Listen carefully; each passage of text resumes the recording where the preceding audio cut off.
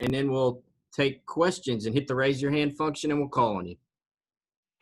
Coach? So we had an opportunity Tuesday to go out there and get a lot of specialty situations going, and felt like with the number of guys we had back, we had some really good work. And today we went back and kind of approached it a little bit like game week.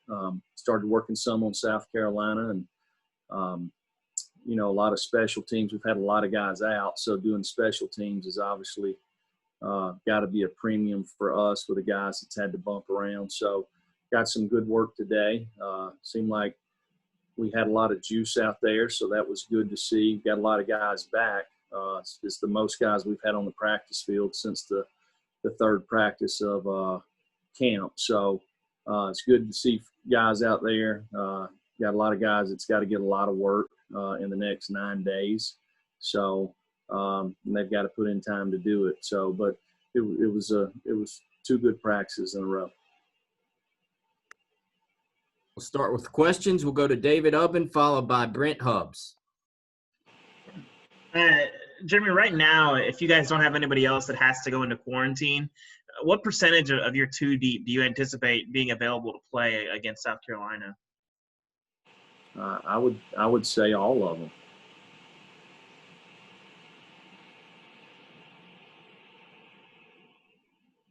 It freeze up. Come on. Can y'all hear me, Bill? Y'all can hear me? Oh, yeah. Everybody. David would have everybody right now. Go, bro. So we'll go to Brent. Brent, if you're ready to go. Yeah, Coach, with you moving into game week, kind of, I guess, 2 questions, but I need to answer the first one first. Is there anything new on Cade Mays at this point? Yeah, so today we heard back from the NCAA. So they approved Cade's appeal. So this has always been a 2-step process. The next thing is the SEC. So it's good that our governing body decided to allow him to play. Now we chance to talk to Greg much about it. I know this and this whole thing and from this pandemic, Greg Sankey is done a great job from a leadership standpoint with everybody within the conference, and his number one thing has always been the protection of the players and putting our student athletes first. So I have a lot of confidence in the outcome.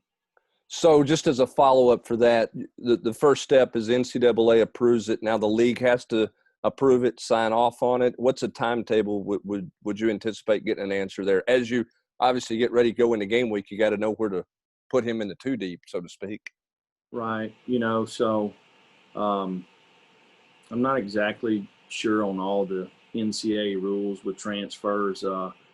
We might be the only conference, or they might all be this way when it goes from conference to conference transfers. I don't know. But I do know that the SEC in the past has not allowed that. So this would obviously be a waiver through the SEC, I guess, so to speak. We'll go to Wes Rucker, followed by Blake Topmeyer. Jeremy, I know that maybe with different some days and others couldn't. Where's the pass rush right now, as you can tell? I mean, I know you've got some guys that you're getting in the mix there. How's the pass rush looking? Well, it's I don't know. It's a good question. It's definitely not where we would like for it to be. With we that's one thing that we've really got to focus on over the next 9 days. We've had a lot of guys that have been in and out, so it's really our whole team. So we have a lot of experience coming back, and as these guys get back out on the field and get going, that's a positive with the experience that we have. We have a lot of guys that's played, a lot of ball for us. So we just got to get them going and kind of get back into the groove a little bit. And we've got to do that tomorrow, Saturday, Monday, Tuesday, and, over the next 4 days. We got to have a lot of competitive reps at practice, to get, to used to the game speed.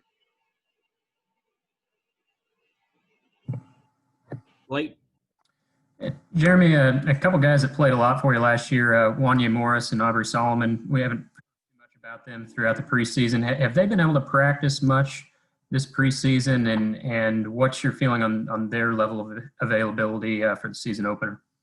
Yeah, no, both of those guys that have been hit with the quarantine, Wanya twice. So he practiced today. I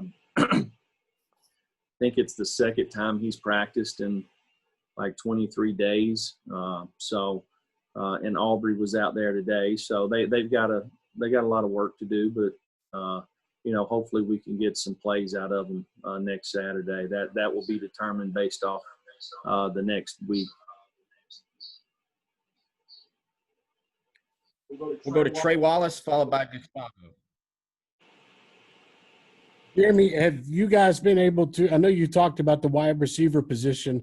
Have you been able to get any guys back at that position, and how do you see them working with Jared Garantano today, getting ready for preparation of South Carolina?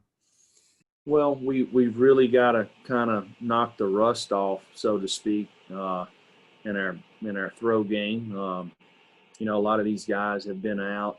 Most of them were back on Tuesday, and we got some good work today. So we've got to continue to do that. It's one of the positions that we were hit with a little bit of injury bug, and we had some guys out. So we got to get going there. Pruitt, you said today you had a great practice. What kind of like area of the team you said you was the most impressed the most, and you're most excited coming to next week's game? Well, you always really find out about yourself when you start playing games. You would like to think that you could predict it a little bit based off practice, but in full scale competitive, who runs through tackles, who secures the ball, who can respond when the coaches aren't out there in some adversity hits, who tackles, who can do it over and over again. We've had a lot of guys that's had a chance to do that. We've had some that hadn't. So we've got to do a lot of one-on-ones over the next 4 days to get some of these guys going. So I wouldn't say any group. I think there's, until you kind of play a season, everybody, you're trying to figure out who you are and trying to create your identity. We'll go to Gentry Estes, followed by David Pascal. Yeah, hey, Jeremy. Just how far behind do you feel like you are from where you would be normally going into the first game week? And, do you expect it's going to be this way all season where each week is kind of its own thing? You got to figure out who's available, and every coach in the league is going to have to be that way. Well, I hope that, we've kind of reached the spike on our campus. I think it's been pretty evident across the country when you have large gatherings of people for the first time that there has been spikes, and our numbers have really gone down across our campus. So we've got a lot of guys back. Again, we've not had that many COVID cases, but we have been caught up in contact tracing some. So, but most of our guys are back now, and we've got to continue to make sure that we really kind of defend ourselves against putting ourselves in a situation to where that we could get it or get caught up in contact tracing. Jeremy, how did Bryce Thompson get jersey number 0 that was made available this year? Did he ask for that to you this past winter, and how competitive was that? Did several players want it? How did that come about? No, he asked me, and really there was really only one other player that asked, but he was a freshman, so Bryce got it. We'll go to Vince Ferrara, followed by back to Blake. It's two things. Just to clarify, I know you're getting a lot of guys back, and some schools have announced players that have been ruled out for the opener. So you don't have anyone that you know of right now that's ruled out for the opener. That's one. And then two, can you talk about your assessment of the tight end position in camp? Well, we have some guys that are ruled out based off injuries, but I don't really want to share that. I don't want to give South Carolina a head start on us there. But the tight end position, we're working several guys there, and it's a competitive spot, and there's not much difference in the guys. So how they go about their business every day, how they practice, compete, you know, what kind of habits they've created. You know, they control it. We want to play the best players, and you know, we got some guys that are competing hard there to do that. Blake? Yeah, Jeremy, a lot of professional athletes have knelt in protest of police brutality and systemic racism during the playing of the national anthem. College football players typically aren't on the field during the anthem. Do you think college football players should be allowed to be on the field during the anthem? And how would you feel, you know, if players are on the field, if any of your players chose to kneel? You know, first of all, I don't think I've ever been on the field when the national anthem's been played, right? So I don't know the time or place that they do it at each individual school. It's just worked out where I think we're off the field about 20 minutes before the game started. So it's something that's really never came up. We'll go back to Wes and then back to Trey Wallace. Yeah, Jeremy, offensive linemen traditionally kind of talk about rhythm being something that matters to them in terms of getting used to the guys who are playing to their left and right. And with everything going on now, are they a group that could be affected more than most, or do you think everyone's kind of affected the same? Well, I do think that it takes, with the offensive line, they got to work together because they got combination blocks, and communication is key, you know, and it's pretty interesting, you know.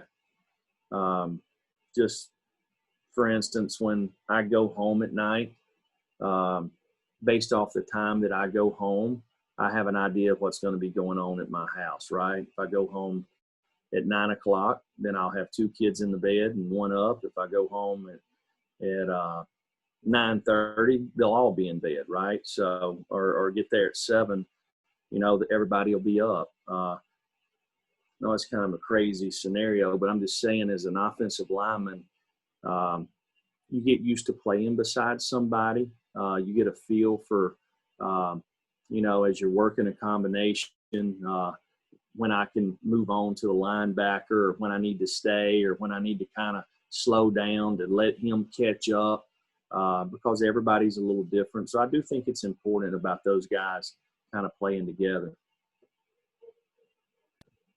Trey? Jeremy, I wanted to just get one more bit of clarification regarding Cade Mays. So you got the waiver appeal granted by the NCAA, but now you have to wait on Greg Sankey in the SEC to approve him before technically he is actually approved to play in 2020. Am I understanding that correct? Yeah, and that we've always known that. Right. Nothing new. It's just it's the way the protocol set up. Have you ever follow up real quick? Have you gone through that process before? Have you been a part of that process before when dealing with something like this? I've been on the other end. I think the first time was in 2016. Now, it was a grad transfer, but at that time, nobody was allowed to transfer within the conference. And I think Mo Smith, who was a player, a defensive back for us at Alabama, transferred to Georgia, and he was granted a waiver. You know, Brandon Kennedy was a grad transfer. So I think this would be a first. We'll go back to Brent Hubbs and then to David Ubben. Time for a couple more. Coach, you mentioned that you guys worked a lot of special teams the last couple of days trying to get caught up there. What does your return game look like? How comfortable are you with your returners? How settled are you at kickoff return and punt return? Well, it's been an important piece. We've got lots of guys to choose from, in my opinion. And if you got 5 or 6 guys that can return punts or return kickoffs, which 2 or 3 are you going to settle on, and does those other guys fill in at other positions on special teams? So as we've had guys in and out of practice, we've not really had a chance to. All the returners have been catching balls, I guess, would be the right thing to say. The part about who's the top 3, we've just now got everybody there. So the top 3 guys at each position, you want to get those other guys involved on special teams and possibly at another spot. So that's something that we've really had to work hard on the last couple of days. David? Yeah, Jimmy, you mentioned tight ends a little bit. What have you made of that group, or how do you feel about that group right now? And do you anticipate, what's sort of the health update with Austin Pope right now? Well, Austin is not going to play right now, and so we're working. Princeton Fant, Sean Brown, Jordan Allen. So Jacob Warren. So we've got a lot of guys that are getting reps in there. And hey, most of those guys have played very little football for us. So they've got to work on their consistency. They got to be able to block in the C area. They got to play fast. They got to be good communicators. That's one position that you really need to be instinctive to have a feel. Because we ask the tight ends to do a lot. So it's a position where there's lots of competition. I have confidence in all of those guys, but somebody's got to separate themselves. All right. Thank you all very much. See y'all.